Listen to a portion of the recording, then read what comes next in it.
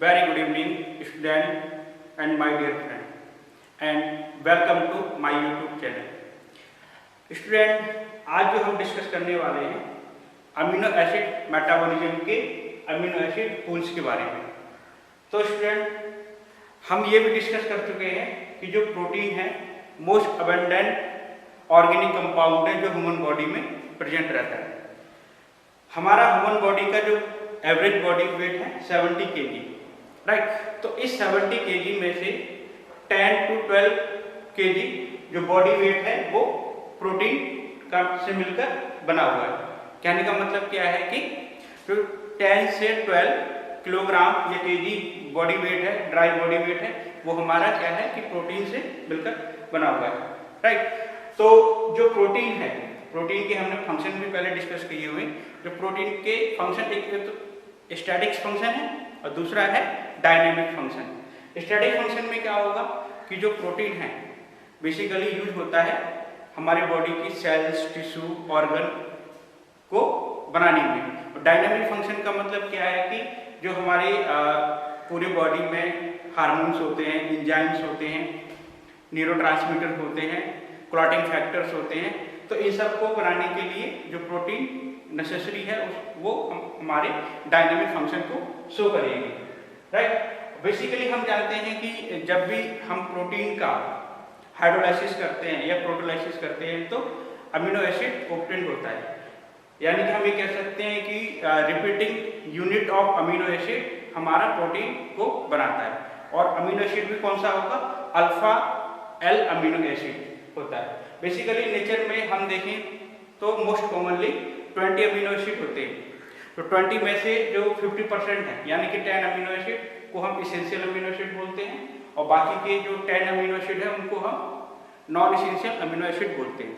Essential amino acid होते हैं जो हमारी बॉडी में सिंथेसाइज नहीं होते और हमें डाइटरी सोर्स से उसको इनटेक करना होता है। नॉन इसेंशियल अमीनो एसिड होते हैं जो हमारी बॉडी में ही सिंथेसाइज होते हैं और फंक्शन को एक्टिवेट करते हैं, राइट, या फंक्शन करते हैं। तो जो अमीनो एसिड है, तो इन अमीनो एसिड का हर अमीनो एसिड का एक स्पेसिफिक फंक्शन होता है। कुछ अमीनो एसिड हैं जो बेसिकली क्या है प्रिकर्सर के रूप में यूज किए जाते हैं for synthesis of biological compound जैसे मेलाटोनिन, सेरोटोनिन। और कुछ अमीनो एसिड हैं जो बेसिकली न्यूरोट्रांसमीटर के सिंथेसिस में भी हेल्प करते हैं। अब हम डिस्कस करेंगे अमीनो एसिड पूल्स क्या होते हैं। स्टूडेंट, अमीनो एसिड पूल्स का मतलब क्या है कि फ्री अमीनो एसिड, राइट।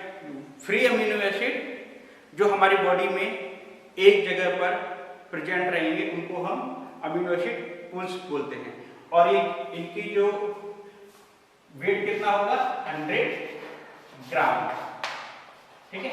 तो 100 ग्राम अमीनो एसिड जो है हमारे फ्री अमीनो एसिड होते हैं और उनको अमीनो एसिड पूल्स बोलते हैं। तो इसको हम और अच्छी तरीके से समझते हैं कि different sources of amino acid. जो अमीनो एसिड डिफरेंट जगह से आएंगे, जैसे कि डाइटरी सोर्स हो गया या फिर किसी भी सिंथेसिस से अमीनो एसिड आते हैं और एक ही जगह पे वो मिक्सअप हो जाते हैं, एक ही जगह पे मिक्स हो जाएंगे, उसको हम बोलते हैं अमीनो एसिड पूल्स। तो अमीनो एसिड जो क्या है कि डिफरेंट सोर्स से आएंगे और एक साथ में मिक्सअप होंगे तो अमीनो एसिड पूल्स बोलते हैं उनको। इसमें क्या होता है कि जो हमारे glutamate and glutamine,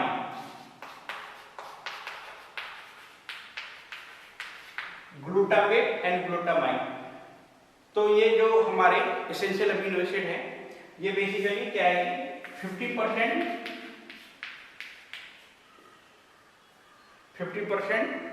amino acid pool को मेकअप करते हैं या बनाते हैं। इसके अलावा non essential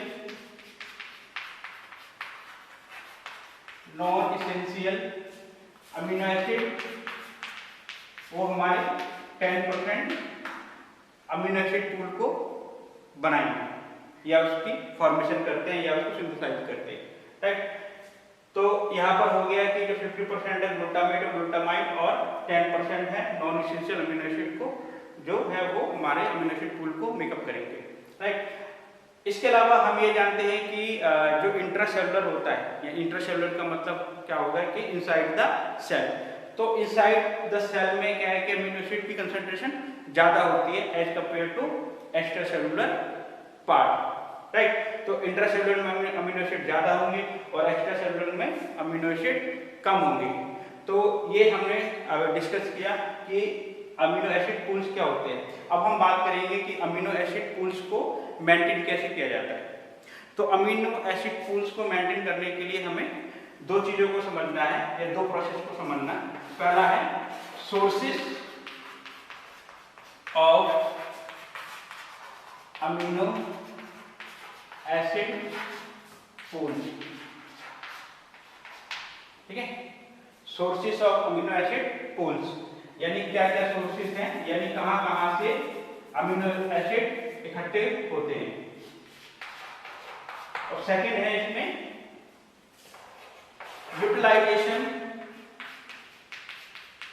utilisation of amino acid from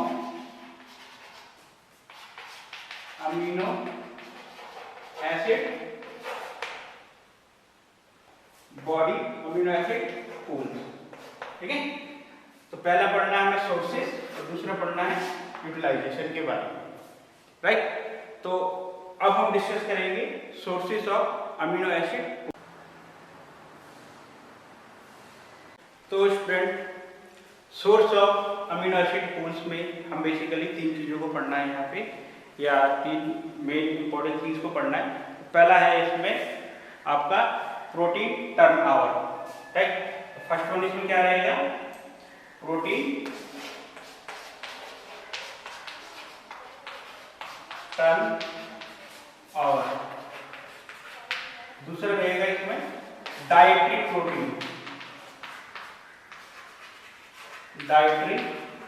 protein, और थर्ड वन है इसमें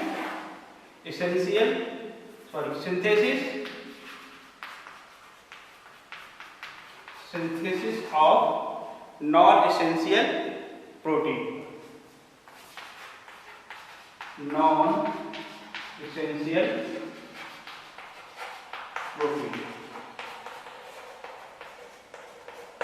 राइट।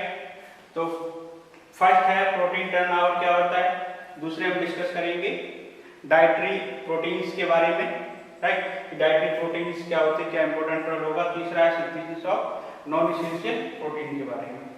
तो हम यहाँ स्टार्ट करते हैं कि प्रोटीन टर्न ओवर होता क्या है। तो स्टूडेंट, जो हमारी डेली बेसिस पे हम देखते हैं, तो डेली बेसिस पे क्या है कि जो प्रोटीन है उसका डिग्रेडेशन, जो प्रोटीन का डिग्रेडेशन है वो 300 से 400 ग्राम पर डे होता है, ठीक है। प्रोटीन का डिग्रेडेशन, ये क्या होगा, डिग्रेडेशन, ठीक, 300 से 400 ग्राम पर डे। और इसी तरीके से जो प्रोटीन का सिंथेसिस भी 300 से लेकर 400 ग्राम पर डे प्रोटीन की सिंथेसिस भी होती है, राइट। तो कहने का मतलब क्या है कि जितना डिग्रेडेशन हुआ उतनी ही प्रोटीन की सिंथेसिस हो गई। तो जो rate of degradation equal to, यहां लिख देते हैं नीचे, equal to rate of synthesis of protein is called protein turnover, right. यानी 300 से 400 जो ग्राम पर डे है वो डिग्रेडेड होगा, यानी कि लूज होगा, खत्म होगा, और उतना ही 300 से 400 ग्राम पर डे उसकी सिंथेसिस होगी। तो इसी रेट को जो हम बोलते हैं, क्या बोलते हैं, प्रोटीन टर्न ओवर बोलते हैं, राइट। लेकिन जो ये डिग्रेडेशन है, ये बेसिकली डिपेंड करता है हाफ लाइफ ऑफ प्रोटीन। तो हमारी बॉडी में जो प्रोटीन शॉर्ट हाफ लाइफ के भी हैं और लॉन्ग हाफ लाइफ के भी हैं। तो जो शॉर्ट हाफ लाइफ के प्रोटीन हैं, तो शॉर्ट हाफ लाइफ के प्रोटीन हैं, राइट, तो वो है आपके plasma protein, plasma protein, right.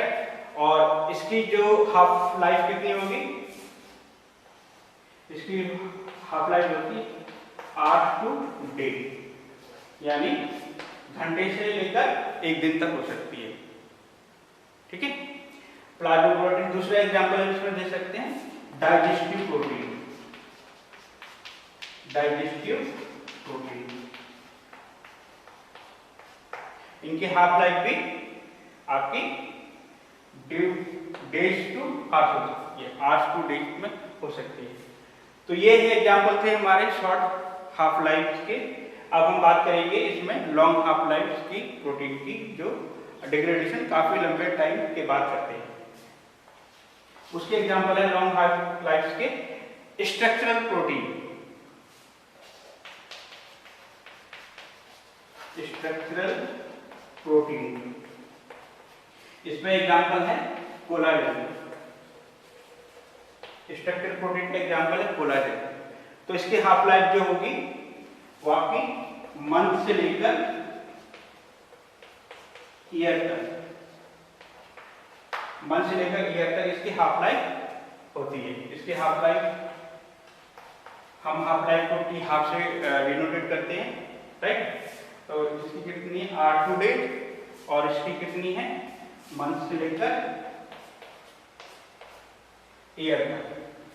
तो प्रोटीन टर्नओवर आपको समझ में आ गया होगा कि क्या होता है कि rate of degradation equal to rate of formation या सिंथेसिस के बिहाफ पे, ठीक है। अब हम इसको बोलते हैं, अब हम बात करेंगे कि कंट्रोल कैसे करेंगे इसको, राइट। तो कंट्रोल करने के लिए इसके बहुत सारे फैक्टर होते हैं, जिसमें से एक फैक्टर होगा कि जब ये प्रोटीन स्मॉल पॉलीपेप्टाइड्स के साथ मिलता है तो उस कंडीशन में क्या है कि डिग्रेडेशन इंप्रूव हो जाता है या डिग्रेडेशन इंक्रीज हो जाता है, ठीक है। तो स्मॉल पॉलीपेप्टाइड का जो नाम है वो आपका है ubiquitin,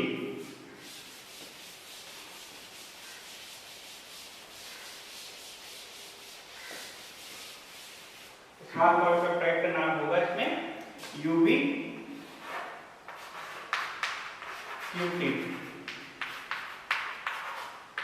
this is cutin, ubiquitin. ये स्मॉल पॉलीपेप्टाइड है और ये अमीनो एसिड के साथ मिलकर क्या करेगा कि जो प्रोटीन टर्नओवर को कंट्रोल में करेगा, यानी क्या करता है ये जो इंक्रीज करेगा डिग्रेडेशन रेट ऑफ प्रोटीन का, ठीक है। दूसरा हम इसमें समझ सकते हैं कि अगर प्रोटीन कुछ अमीनो एसिड के साथ मिलते हैं, जैसे कि कौन कौन से एग्जाम्पल होंगे अमीनो एसिड के, प्रोलीन, ग्लूटामेट, सेरीन और थ्योरीन, ठीक है, थ्योरीन। अगर इनके साथ में अमीनो एसिड प्रोटीन मिलता है, ठीक है, यानी प्रोटीन अमीनो एसिड के साथ मिलेंगे तो उस कंडीशन में क्या होगा कि डिग्रेडेशन इंक्रीज होगा, उस कंडीशन में भी क्या है कि डिग्रेडेशन इंक्रीज होता है। तो यहाँ पर हमने प्रोटीन टर्नओवर को डिस्कस कर लिया। अब हम बात करेंगे डाइटरी प्रोटीन के बारे में। तो स्टूडेंट जो हमारी जो बॉडी में बेसिकली क्या होगा कि 30 to 50 ग्राम जो प्रोटीन है वो डेली बेसिस पे लॉस होगा, ठीक है, या लूज करेगी हमारी बॉडी। तो हमें उतना ही प्रोटीन की रिक्वायरमेंट होती है ताकि हम एक तो नाइट्रोजन बैलेंस को मेंटेन कर सके और न्यू टाइप्स की प्रोटीन सिंथेसिस में हेल्प कर सके, राइट। तो सेकंड हो गया हमारा डाइटरी प्रोटीन।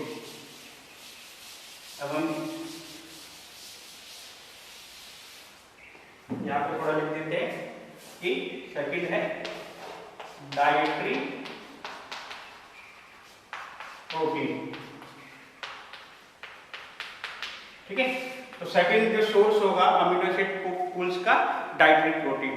तो डाइटरी प्रोटीन मैं अभी बताया था कि जो 30 से 50 ग्राम क्या होगा पर डे लूज होता है, यानी लूज या लॉस होगा प्रोटीन का। ठीक है, तो जितना ये इसका लॉस हुआ है पर डे उतना ही हमें क्या करना चाहिए, इसकी रिक्वायरमेंट होगी। ठीक है, और रिक्वायरमेंट कहाँ से होगी, ये डाइटरी प्रोटीन से होगी। तो डाइटरी प्रोटीन जो होगा उसको हम क्या बोलते हैं, एसेंशियल अमीनो एसिड भी बोलते हैं। ठीक है, तो उतनी ही रिक्वायरमेंट करेंगे। और रिक्वायरमेंट किसके लिए चाहिए होगा, ये रिक्वायरमेंट जो चाहिए होगा हमें नाइट्रोजन बैलेंस के लिए करना पड़ता है, या फिर हम इसको करेंगे किसके लिए, न्यू टाइप्स की प्रोटीन सिंथेसिस के लिए। ठीक है, तो ये हो गया डाइटरी प्रोटीन। अब है थर्ड टाइप का सोर्सेस, इसमें है synthesis of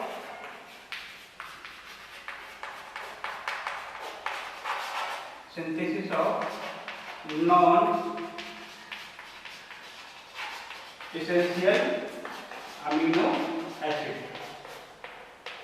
synthesis of non essential amino acid. ठीक है, तो अब हमने न्यूट्रिशनली क्लासिफाइड कर रखा अमीनो एसिड को, 2 टाइप्स के होते हैं, एक तो होता है एसेंशियल और नॉन एसेंशियल। एसेंशियल में जो हम डाइटरी सोर्सेज से ले सकते हैं। ठीक है, और नॉन एसेंशियल मतलब जो हमारी बॉडी में ऑलरेडी प्रेजेंट रहेंगे उसको हम नॉन एसेंशियल बोलते हैं। तो यहाँ पर क्या है कि जो नॉन एसेंशियल अमीनो एसिड हैं वो हमारे किसको मेंटेन करेंगे, अमीनो एसिड पूल्स को मेंटेन करके रखते हैं।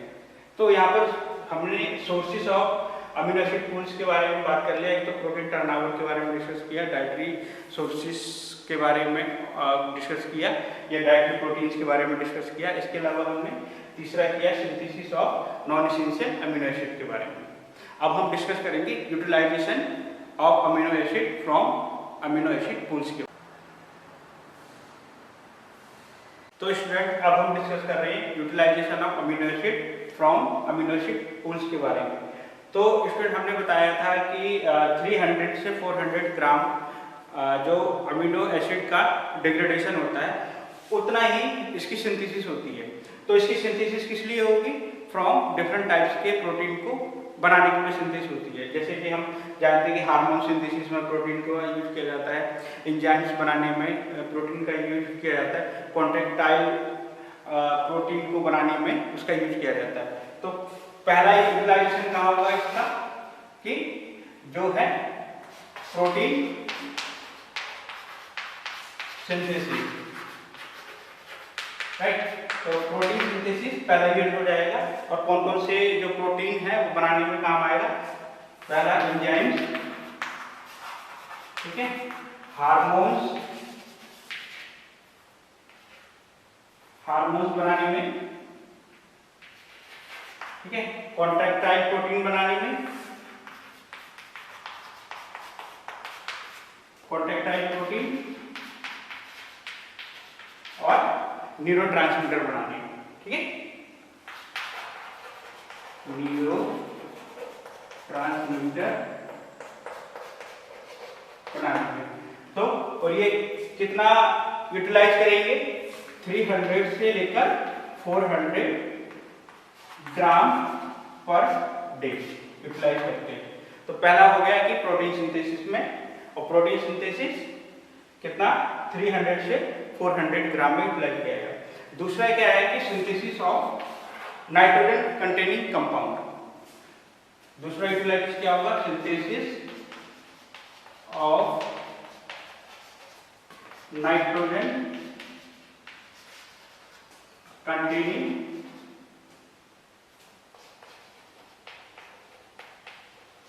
कंपाउंड। ठीक है, तो नाइट्रोजन कंटेनिंग कंपाउंड में कितना अमाउंट ये यूटिलाइज कर सकते हैं, 30 ग्राम पर डे, 30 ग्राम पर डे। तो 30 ग्राम पर डे ये हमारा नाइट्रोजन कंटेनिंग कंपाउंड में कर सकते हैं। अब नाइट्रोजन कंटेनिंग कंपाउंड कौन कौन से होंगे, जैसे कि प्यूरिन है, पायरिमिडीन है, पोरफायरिन है, राइट। सेरोटोनिन है। तो ये सारे के सारे क्या है कि हमारे नाइट्रोजन कंटेनिंग कंपाउंड, और ये कितनी अमाउंट में यूटिलाइज करेंगे, 30 ग्राम पर डे, राइट। इसके अलावा जो थर्ड यूटिलाइजेशन है इसकी, थर्ड यूटिलाइजेशन में ये एज ए एनर्जी के रूप में यूटिलाइज करते हैं।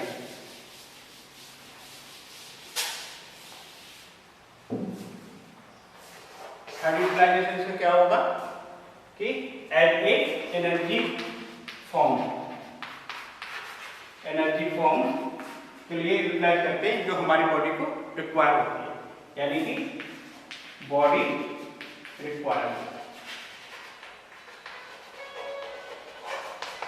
रिक्वायरमेंट एनर्जी फॉर्म में यूटिलाइज करेंगे। ये कितना परसेंट करेंगे, 10 to 15%, ठीक है। तो फर्स्ट पॉइंट डिस्कस कर लिया, सेकंड पॉइंट डिस्कस कर लिया, थर्ड है एनर्जी के रूप में यूटिलाइज करते हैं अमीनो एसिड को। अब फोर्थ है सिंथेसिस ऑफ कार्बोहाइड्रेट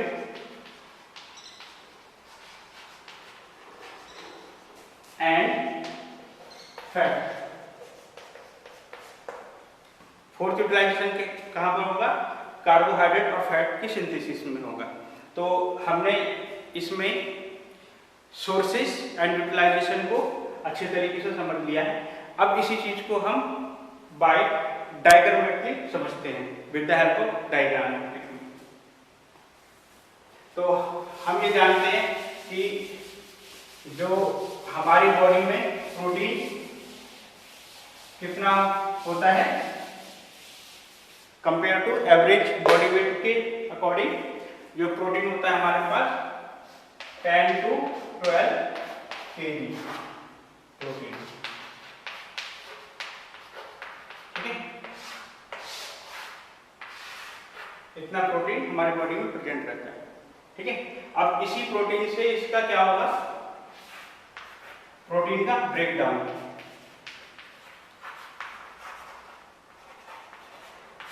और ब्रेकडाउन कितना होता है, 300 से लेकर 400 ग्राम पर डे।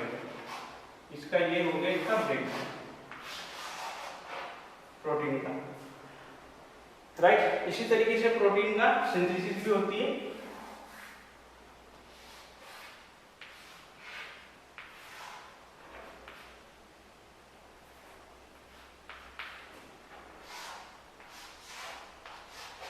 सिंथेसिस भी सेम होती है, 300 से 400 ग्राम पर डे इसकी सिंथेसिस हो जाएगी।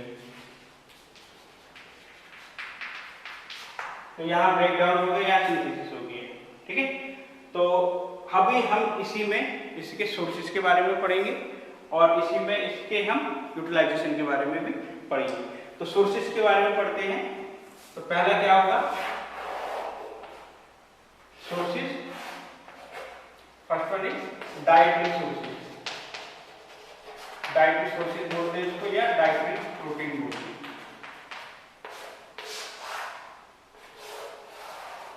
डाइटरी प्रोटीन, तो डाइटरी प्रोटीन से अमीनो एसिड पूल्स क्या होगा कि मेंटेन होके रहता है, ठीक है। और इसके अलावा यहाँ पे क्या हो जाएगा, सिंथेसिस ऑफ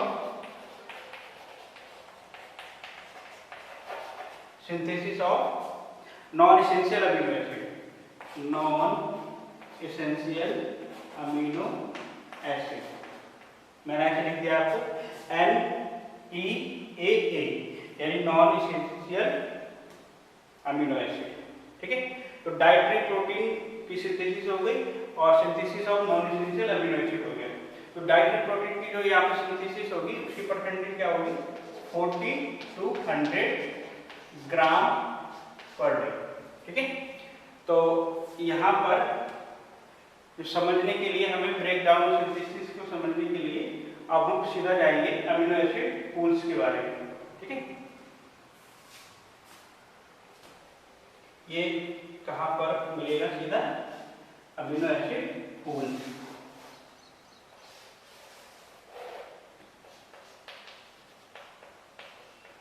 अमीनो ठीक है। तो ये हमारा हो गया अमीनो एसिड पूल्स, और इसकी जो हमें सिंथेसिस है वो अमीनो एसिड पूल से ही शो करनी होगी।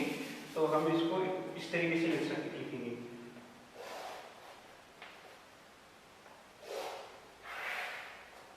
ठीक है, राइट। तो ये हो गया है यहाँ पे with the help of diagram के थ्रू कि जो 10 से लेकर 12 किलोग्राम प्रोटीन है वो हमारा ह्यूमन बॉडी में प्रेजेंट रहता है, और जिसका ब्रेकडाउन होगा प्रोटीन का वो 300 ग्राम से 400 ग्राम पर डे होता है। जिस रेट से इसका ब्रेकडाउन होगा उसी रेट से इसकी सिंथेसिस होगी, राइट। और इसके बाद में क्या होगा कि जो अमीनो एसिड पूल्स शुरू हो जाएगा। तो अमीनो एसिड पूल्स में हम एक तो इसके सोर्सेज के बारे में डिस्कस कर रहे हैं। ये क्या चीज है, इसके सोर्सेज है, यानी कि जो यहाँ पर जो अमीनो एसिड कहाँ से आएंगे, पहले तो डाइटरी प्रोटीन से आएंगी, ठीक है। और दूसरा क्या है कि synthesis of non essential amino acid से इस अमीनो एसिड पूल को मेंटेन किया जाएगा। अब हम बात करते हैं यूटिलाइजेशन के बारे में। तो यूटिलाइजेशन का क्या होगा, सबसे पहले यहाँ पर कि सिंथेसिस ऑफ प्रोटीन, राइट। और प्रोटीन में जो इन्वॉल्वेंट कौन कौन से थे, जैसे कि neurotransmitter, clotting factor, enzymes, hormone. तो यहाँ पर हम लिख सकते हैं utilise for synthesis of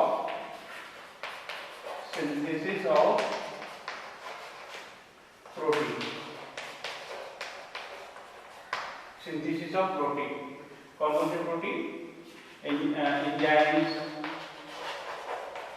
hormones, enzymes हो गया, हार्मोन्स, क्लॉटिंग फैक्टर, CF लिख दिया, CF का मतलब क्लॉटिंग फैक्टर, ठीक है, एंड न्यूरोपेप्टाइड,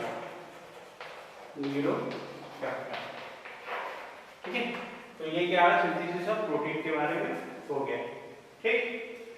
तो ये कितना करेगा सिंथेसिस, 30 ग्राम पर डे करेगा, यानी इसकी हम अमाउंट के बारे में बात करें तो ये 30 ग्राम पर डे सिंथेसिस करेगा प्रोटीन की, यानी 30 ग्राम पर डे इसका यूटिलाइजेशन होगा अमीनो एसिड पूल में से, ठीक है।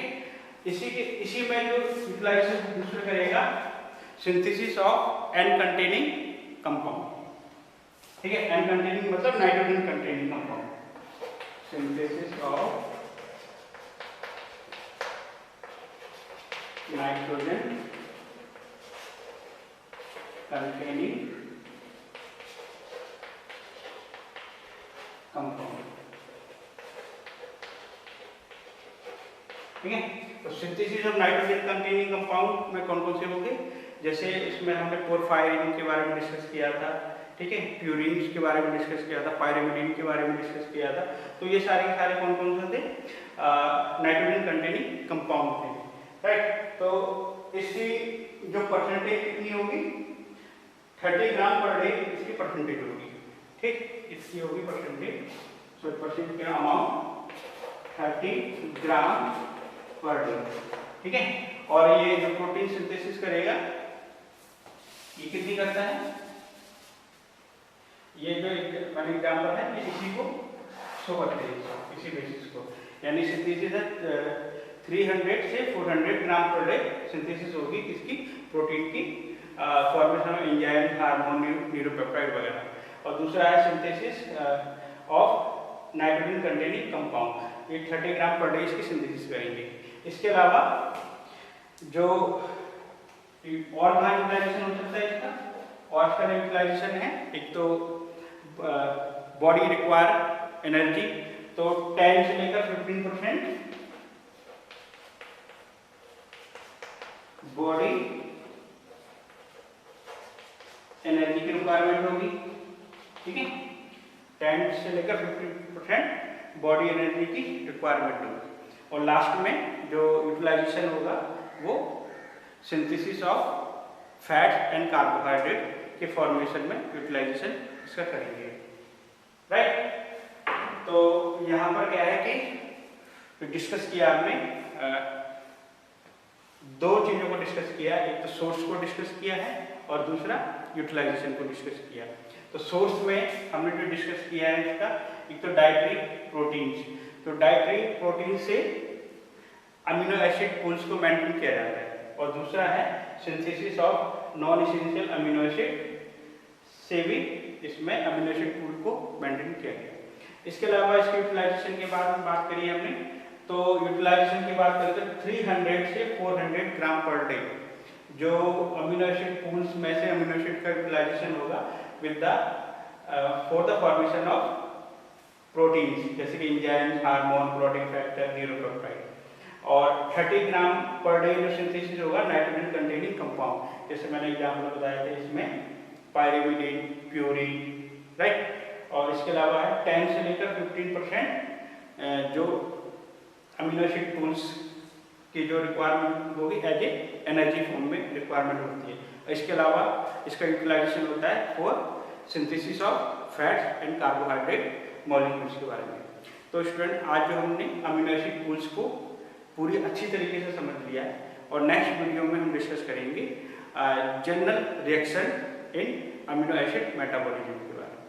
तो student and my dear friend, अगर आपको मेरा वीडियो अच्छा लगता है तो प्लीज़ मेरे चैनल को लाइक करिए और सब्सक्राइब करिए, और अपडेट वाली वीडियो को गेन करने के लिए या उसको देखने के लिए बेल आइकन पे भी क्लिक करें। Thank you.